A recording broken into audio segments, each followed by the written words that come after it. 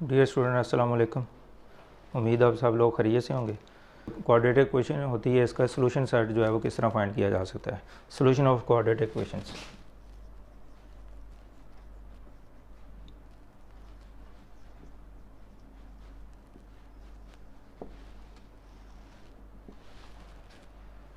तो बेसिकली इसके three methods हैं क्वाड्रेटिक इक्वेशन का सोल्यूशन फाइंड करने के।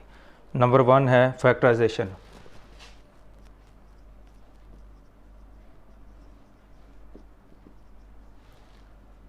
नंबर 2 कंप्लीटिंग स्क्वायर मेथड और नंबर 3 क्वाड्रेटिक फार्मूला।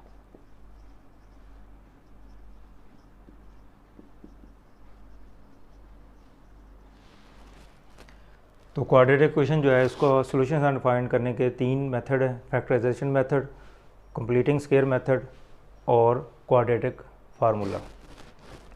तो अब इस हिस्से में हम पढ़ेंगे कि फैक्टराइजेशन से किसी भी क्वाड्रेटिक इक्वेशन का जो सोल्यूशन सेट है वो किस तरह फाइंड किया जा सकता है। तो एक्सरसाइज का हम क्वेश्चन देखते हैं। एक्सरसाइज 1.1 इसका क्वेश्चन नंबर 2 फर्स्ट पार्ट इसका x square minus x. Question number 2 first part x square minus x minus 20 is equal to 0। तो अब ये हमें एक क्वाड्रेटिक इक्वेशन दी गई है, तो हमने इसका सोल्यूशन सेट फाइंड करना है। तो अभी हम देखते हैं कि फैक्टराइजेशन से हम इसको किस तरह इसके सोल्यूशन सेट जो है फाइंड कर सकते हैं। अच्छा, सबसे पहले तो ये देखें कि सोल्यूशन से मुराद क्या है, इक्वेशन को सॉल्व करने से मुराद क्या है। इक्वेशन को सॉल्व करने से मुराद ये है कि जो वेरिएबल इसमें यूज़ हुआ है ना एक्स, तो इसकी वैल्यू फाइंड करना जो है इसको हम सोल्यूशन सेट फाइंड करने का नाम देंगे। यानी सोल्यूशन सेट फाइंड करना हो या इक्वेशन को सॉल्व करना हो तो उससे मुराद ये होती है कि जो वेरिएबल उसमें दिया उसकी वैल्यू फाइंड करना। तो अब इसमें वेरिएबल एक्स दिया तो अब हम इसकी वैल्यू फाइंड करेंगे और वही हमारा सोल्यूशन होगा इसका। तो अब इसको फैक्टराइजेशन मेथड जो है ये आपने 9th क्लास में 5.1 एक्सरसाइज उसमें पढ़ा है। तो इसकी फैक्टराइजेशन जो है वो पेयरिंग से हो सकती है। तो इसका तरीका ये है कि इसके पेयर बनाने का मेथड जो है वो 9th में भी आपने पढ़ा हुआ। यहाँ पे मैं थोड़ा सा फिर एक्सप्लेन कर देता हूँ कि आपने इस टर्म को दोनों को मल्टीप्लाई करना है। तो ये बनेगा -20x²। यानी इसको स्टैंडर्ड फॉर्म में लिखने के बाद फर्स्ट टर्म एक्स के वाली और कांस्टेंट जो है इनको मल्टीप्लाई करने से जो आंसर है वो आप लिख लें यहाँ पे, तो -20x²। अब आपने क्या करना है, इस 20 जो के फैक्टर बनाने हैं आपने। अब 20 के डिवाइज़र कौन कौन से हैं। 20 को अगर 1 पे डिवाइड करें तो आंसर 20 आ जाएगा। इसी तरह 20 को अगर 2 पे डिवाइड करें तो आंसर जो है वो 10 आ जाएगा। इस 3 पे डिवाइड नहीं होता, 4 पे अगर डिवाइड करें तो आंसर जो है वो 5 आ जाएगा। और उसके बाद 5 पे होता है वो ऑलरेडी हम लिख चुके हैं, 10 पे होता है, 20 पे होता है वो ऑलरेडी लिख चुके हैं हम। तो इस तरह ये इसके जो पॉसिबल डिवाइज़र हैं 20 की वो हमने फाइंड कर लिए। ये इसके पेयर बनाने का एक मेथड आपको बताने लगा, तो उम्मीद है कि इस तरीके से आप अच्छी तरह समझ पाएंगे। तो अब इसके जो पेयर बनेंगे वो 1 और 20 का पेयर बन सकता है, या 2 और 10 का एक पेयर बन सकता है, या 4 और 5 का पेयर बन सकता है। तो 3 पॉसिबिलिटीज़ हैं इसमें पेयर बनाने के लिहाज से कि 1 और 20 का बनेगा, या 2 और 10 का बनेगा, या 4 और 5 का बनेगा। अब हमने देखना है कि इसके जो सूटेबल पेयर हैं 20 के वो कौन से हैं।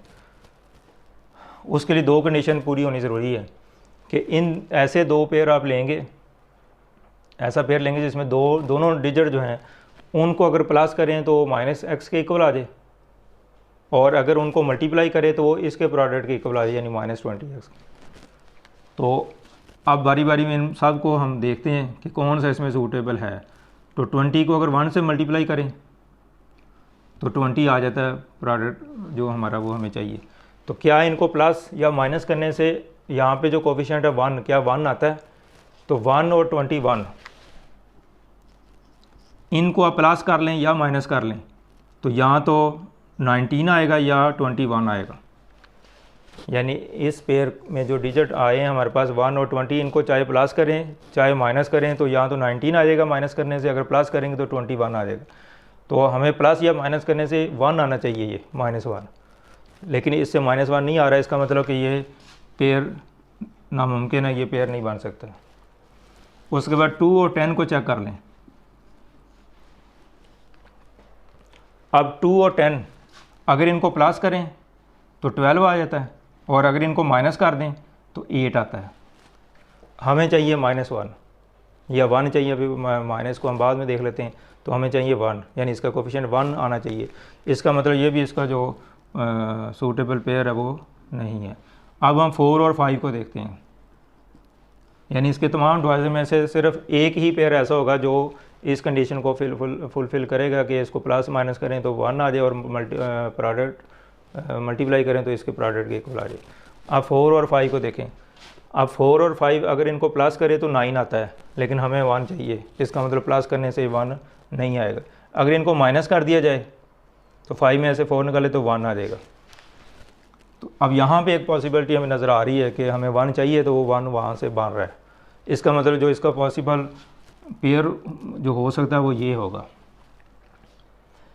अब हम मज़ीद बात को आगे बढ़ाते हैं। तो एक तो हमें साथ वेरिएबल x चाहिए, तो हम इसके साथ वेरिएबल x लगा देते हैं। अच्छा, अब हमें -1 चाहिए। अब -1 कब आएगा? जब इनको माइनस किया जाएगा, यानी अगर इनको माइनस करेंगे तो 1 आ सकता है, अगर प्लस करेंगे तो 9 आएगा। हमें 9 नहीं चाहिए। इसका मतलब कि लाजमी तौर पर ये माइनस होने चाहिए। अब माइनस होने के लिए कंडीशन क्या है कि इन दोनों के साइन जो है वो अपोजिट होने चाहिए, यानी जब साइन डिफरेंट होते हैं तो फिर माइनस का जो प्रोसेस होता है ये आपको पहले भी बताया गया है। तो इसका मतलब कि इन दोनों के साइन जो है वो डिफरेंट होने चाहिए, फिर हमारा 1 जो है वो आ सकता है। अब डिफरेंट होने के लिए कौन सा पॉजिटिव होगा और कौन सा नेगेटिव होगा, इसके लिए एक सिंपल सा हिंट आपको बता देता हूँ कि जो साइन आपको यहाँ पे चाहिए, माइनस चाहिए -1, तो वो आपने बड़े वाली जो टर्म उसके साथ लगा देना है और दूसरे के साथ उसका उलट कर दें। यानी जब दोनों साइन डिफरेंट रखने हो तो कैसे पता चलेगा कौन सा माइनस कौन सा प्लस का होगा? तो जो साइन आपको x के साथ है ये -1 वो चाहिए, माइनस चाहिए यहाँ पे, तो आप ये वाला साइन बड़ी टर्म के साथ हमेशा रखेंगे। तो अब ज़रा इसको सिंप्लीफाई कर दें कि दोनों का साइन डिफरेंट है। तो ये बेसिक अलजबरा जो छोटी क्लासेस में हमने पढ़ा है, तो उसके मुताबिक साइन डिफरेंट हो तो बड़ी टर्म में से छोटी माइनस कर देते हैं, और जो साइन होगा वो बड़ी टर्म का होगा, और कोफिशिएंट 1 हो तो वो लिखा नहीं जाता, वो अंडरस्टूड है कि 1 है। तो अब देखो कि इसको हम +4x और -5x हो, तो फिर अगर इसको सिंप्लीफाई करना हो तो ये माइनस का प्रोसेस होगा, बड़ी में से छोटी टर्म जो है वो माइनस होगी और साइन जो है वो बड़ी टर्म का होगा। तो आप ज़रा देखें, जो दो कंडीशन आपको बताई थी कि ये दो हमने पेयर ऐसा लेना है जिनको हम प्लस या माइनस करें तो हमारा ये जो x वाली टर्म है इसके इक्वल आना चाहिए, यानी -x जो कि आ रहा है। और अगर इन्हीं को मल्टीप्लाई किया जाए 4x - 5x, तो वो इसके इक्वल होना चाहिए जो इनका प्रोडक्ट है, एक्स स्क्वायर वाला और कांस्टेंट टर्म का जो प्रोडक्ट उसके इक्वल होना चाहिए। तो इसको मल्टीप्लाई किया जाए तो 5 को 4 से मल्टीप्लाई करें 20x², और मल्टीप्लाई करते वक्त दोनों साइन डिफरेंट हो तो आंसर माइनस में होगा। तो अब देखें, मैंने दोनों कंडीशन आपको कंफर्म करवा दी हैं कि प्लस माइनस करें तो ये इसके इक्वल आ रहा है, और मल्टीप्लाई कर रहे हैं तो इसके प्रोडक्ट के इक्वल आ रहा है। इसका मतलब ये हमारा जो सूटेबल पेयर है वो ये बनते हैं। तो ये हमेशा याद रखें कि जो इसके डिवाइज़र बनते हैं तो पेयर उसमें पॉसिबल तो कई होंगे, लेकिन बिल्कुल एक एग्जैक्ट पेयर होगा जो इस कंडीशन को पूरा करेगा। तो वही आपने यहाँ पे नोट लिखने हैं। बाकी सारे पेयर जो है वो उसके डिवाइज़र तो हैं ही, लेकिन इस कंडीशन को फुलफ़िल नहीं करते, इसलिए इसको हम इग्नोर कर देंगे। तो अब इन दोनों में से जो रकम मर्ज़ी आप पहले लिख सकते हैं, ये टर्म भी पहले लिखी जा सकती है और ये टर्म भी पहले लिखी जा सकती है। अगर हम 4x पहले लिख लें तो 5x बाद में आ जाएगा और -20, यानी अब ये जो टर्म है इसके हमने दो पार्ट्स बना दिए एक्चुअली, ठीक है। अगर इनको सिंप्लीफाई करें तो वही चीज़ आ जाए।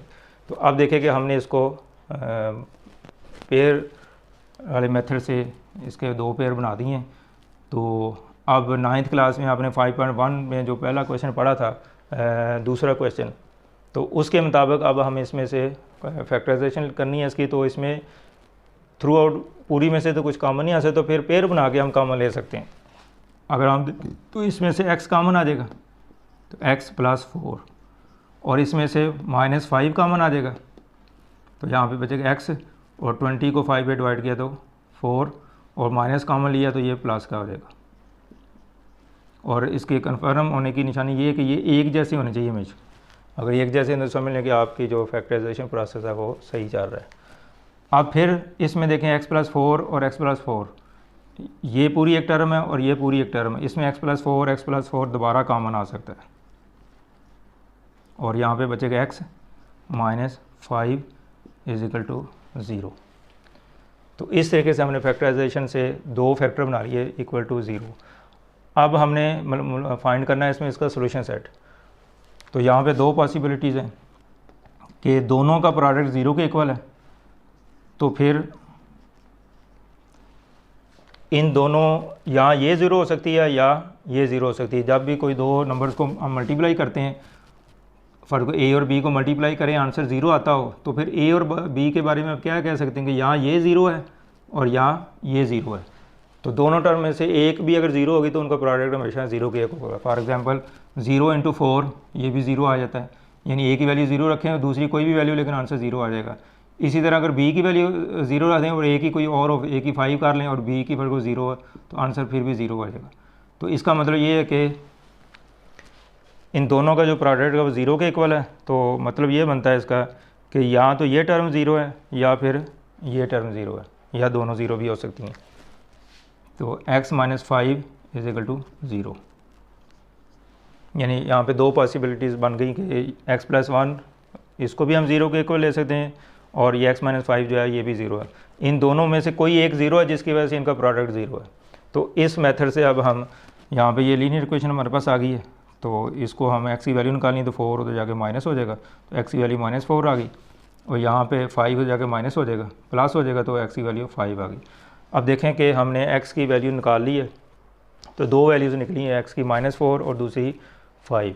तो इस इक्वेशन इस क्वेश्चन में हमने इसको सॉल्व करना था फैक्टराइजेशन मेथड से, यानी सॉल्व करने से मुराद ये थी कि हमने इसका सॉल्यूशन सेट निकालना था, x की वैल्यू निकालनी थी, वो दो वैल्यूज़ हमने निकाल ली है। तो अगर तो x की वैल्यू आपको फाइंड करने के लिए कहा जाए तो ये इतना आंसर काफ़ी है। अगर सॉल्यूशन सेट कहा जाए आपको, तो सॉल्यूशन सेट को हम इस तरीके से डिनोट करेंगे, तो सेट की फॉर्म में हम इसको लिख देंगे -4 और 5, तो सेट की ब्रैकेट जो है वो इसमें शो कर देंगे। यहाँ पे जो इसकी ऑर्डर है, तरतीब है, उसको चेंज करने से कोई फ़र्क नहीं पड़ता। अगर आप इसको इस तरह भी लिख लें 5 -4 तो फिर भी ठीक है, चूँकि सेट की डेफिनेशन के मुताबिक सेट के जो एलिमेंट्स हैं उसकी जो अरेंजमेंट है, उसकी जो तरतीब है, वो बदलने से सेट पर कोई फ़र्क नहीं पड़ता। तो इसका आंसर इस तरह भी लिखा जा सकता है और इस तरह भी लिखा जा सकता है। तो ये था फैक्टराइजेशन मेथड। अब कोई भी क्वेश्चन आपको क्वाड्रेटिक इक्वेशन अगर दी जाए तो फैक्टराइजेशन मेथड से करना हो तो आप यही मेथड इस्तेमाल करते हुए इसके पेयर बनाएंगे और x की वैल्यू निकाल लेंगे। और पेयर बनाने वाला वही काम जो आप 9th क्लास में पढ़ चुके हैं, तो उसी तरीके से इसको करना है। यहाँ पे एक छोटी सी बात और आपको बताता जाऊँ, जो क्वाड्रेटिक इक्वेशन होती है उसका जो वेरिएबल्स की वैल्यू हमेशा 2 निकलेंगी, 2 वैल्यूज़ आएंगी इसमें, -4 और 5, यानी क्वाड्रेटिक इक्वेशन की जो सॉल्यूशन सेट है उसमें हमेशा 2 वैल्यूज़ होती हैं। बाज़ सूरतों में ये दोनों वैल्यू सेम हो जाती हैं। फ़र्ज़ किया किसी क्वेश्चन में ऐसे आ जाए कि x की दोनों वैल्यू सेम निकल आए, फर्ज को 3 और दूसरी वैल्यू भी 3, तो जब आप इसका सॉल्यूशन सेट लिखेंगे तो फिर आप उसको एक ही दफ़ा इसमें शो करेंगे, क्योंकि दोनों वैल्यू सेम है। एक्चुअल हैं तो ये 2 वैल्यू निकली, लेकिन जब सॉल्यूशन सेट की सूरत में लिखेंगे तो उसमें एक ही वैल्यू लिखेंगे, क्योंकि सेट की डेफिनेशन के मुताबिक सेट में जो एलिमेंट्स है वो रिपीट नहीं किए जा सकते। तो लिहाजा ये एक वैल्यू नहीं, एक्चुअली ये 2 वैल्यू हैं, लेकिन सेट की वजह से इसको हम एक दफ़ा लिखेंगे। तो उम्मीद करता हूँ कि आपको फैक्टराइजेशन मेथड जो है वो समझ आ चुका होगा। तो इसी तरह आपने एक्सरसाइज 1.1 के जो बाकी पार्ट्स हैं वो भी इसी तरह हल कर लेने। तो पहले इनको आपने स्टैंडर्ड फॉर्म में कन्वर्ट करना है, जैसे क्वेश्चन नंबर 1 में किया था, और उसके बाद जब स्टैंडर्ड फॉर्म बन जाएगी तो फिर फैक्टराइजेशन मेथड इसी तरीके से आप इसको हल कर लेंगे। तो उम्मीद है ये टॉपिक आप समझ चुके होंगे। तो नेक्स्ट जो है वो अगली वीडियोज़ में हम जो बाकी मेथड जो है फैक्टराइजेशन मेथड से हट के दूसरे कंप्लीटिंग स्केयर मेथड या क्वाड्रेटिक फार्मूला वो हम अगले सेशन में जो है वो करेंगे। अल्लाह।